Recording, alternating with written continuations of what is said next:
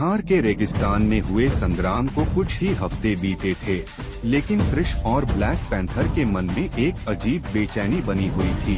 दोनों को एहसास था कि असली खतरा अभी टला नहीं है। इसी बीच वकांडा की आकाश प्रयोगशाला में एक अजीब संकेत मिला, एक ब्रह्मांडीय ऊर्जा स्रोत जो पृथ्वी के वायुमंडल में प्रवेश कर चुका था। इस ऊर्जा का स्तर इतना अधिक था कि वो पूरी पृथ्वी को घुटनों पर ला सकता था।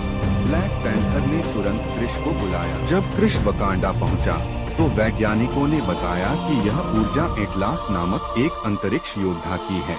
एटलास एक ऐसा जीव था जो विभिन्न ग्रहों की प्राचीन शक्तियां चुराकर खुद को अजेय बनाता था। अब उसकी नजर वकांडा की हृदय की शक्ति और भारत की परंपरागत ऊर्जा स्रोतों पर थी। टीचाला ने गंभीर स्वर में कहा, यह सिर्फ एक युद्ध नहीं होगा क्रिश, यह पृथ्वी की आत्मा की रक्षा की लड़ाई होगी। अगले ही दिन आकाश में एक नीला भूरा जहाज उतरा। उसकी दीवारें चमक रही थीं और उससे निकला एटलास 7.5 फुट ऊंचा, आधा मानव और आधा मशीन। उसकी आंखों में केवल एक लक्ष्य था, वर्चस्व। एटलास ने चेतावनी दी, या तो अपनी शक्तियां सौंप दो या फिर मैं इस ग्रह को राख में बदल दूंगा। क्रिश ने उसका सामना करते हुए कहा, हम वो नहीं जो डरकर पीछे हट जाए। तुमने गलत ग्रह चुना है। युद्ध शुरू हुआ। एटलास की शक्तियां जबरदस्त थीं। वह हवा में उड़ सकता था, बिजली को मोड़ सकता था और अपनी सोच से ऊर्जा विस्फोट कर सकता था। उसकी हर चाल प्रकृति से परे थी। ब्लैक पैंथर की टेक्नोलॉजी और क्रिश की मानवीय शक्ति उस पर असर तो डाल रही थी, लेकिन वो बार बार खुद को रीजेनरेट कर लेता था।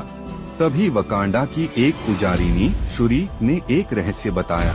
एटलास को हराने के लिए तुम्हें उसकी ऊर्जा के मूल स्रोत तक पहुंचना होगा, जो उसके सीने में लगे ब्लैक कोर क्रिस्टल में है। क्रिश और टीचाला ने मिलकर एक योजना बनाई।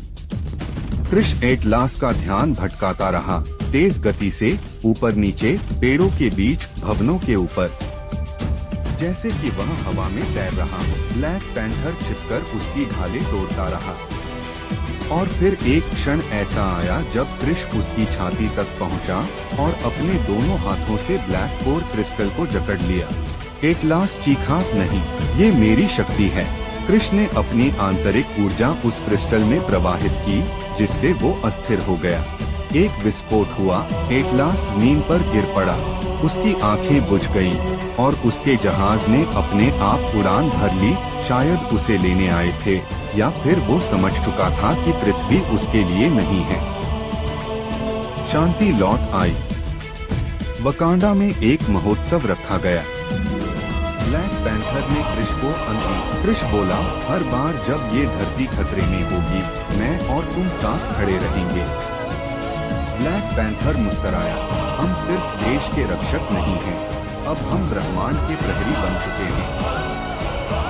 लेकिन दूर अंतरिक्ष में एक रहस्यमयी महिला एटलास के क्रिस्टल का टूटा हुआ टुकड़ा उठाती है और कहती है, अब मेरी बारी है। जारी रहेगा।